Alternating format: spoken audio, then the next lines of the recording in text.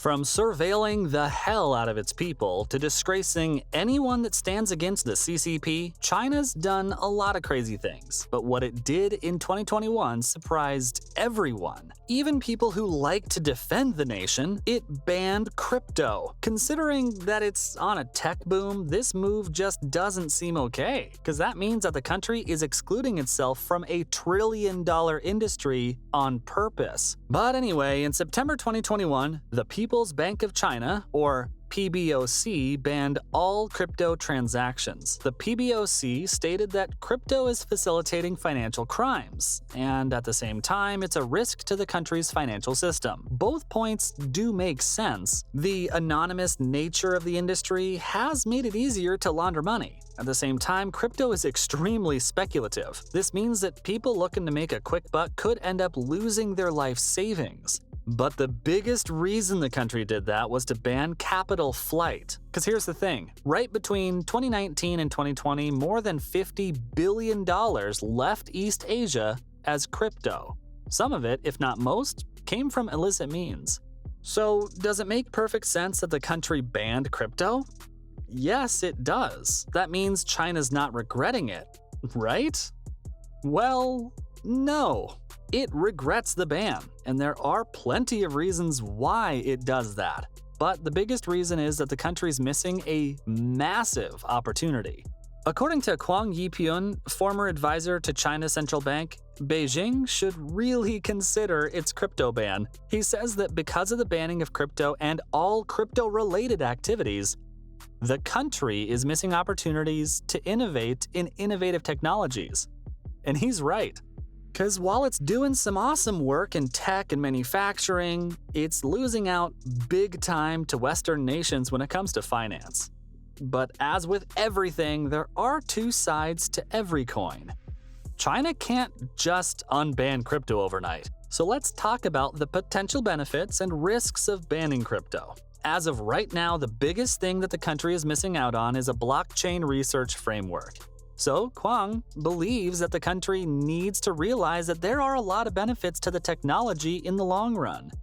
At the same time, though, there are quite a few hazards that need to be considered as well. I just talked about capital flight, but that's not all, actually. 2022 was the year of crypto scams. So many people lost their money in these pump and dump schemes, and China was able to protect its people from all of that chaos. Take a look at FTX, for example. People lost their savings, their investments, and there's no sign of them ever getting any of that money back. But it's not that easy just entirely banning crypto now, is it? Because as a country that's rapidly developing, law enforcement does have an issue maintaining stability and control over crypto. For example, underground mining is still rampant in China. According to the Cambridge Center for Alternative Finance, 20% of all Bitcoin rates between September 2021 and January 2022 came from China. So while the country did try to place a ban, it didn't really work out. And how could it? They're a massive, massive country, geographically and in terms of population. So regardless of CCP's massive reach, a complete ban on crypto mining and trading is unrealistic. At the same time, miners are now feeling more secure with the security provided by local proxy services. This ban also hampered China's progress in the industry. The history of Bitcoin mining in the country, the history of crypto mining in China goes all the way back to 2009 when Bitcoin was first introduced. Since then, it kind of became a hub for mining because of its cheap electricity, its cheap technology, and its computing power. So the country really had a head start, and it would have been the center of the industry if it wasn't for this ban. Now, considering everything that the CCP is trying to achieve, all of this just doesn't make sense. Because why would you want to excel at all other industries and completely sabotage yourself at one of the most rapidly growing businesses out there? But as we all know, it isn't as easy as it sounds. The crypto industry in China is incredibly complex, and it's always shifting. To be honest, the government really doesn't know what it's doing when it comes to crypto. It keeps shifting its approach. It keeps changing the rules. This brings the kind of instability and uncertainty that's definitely not good for any business.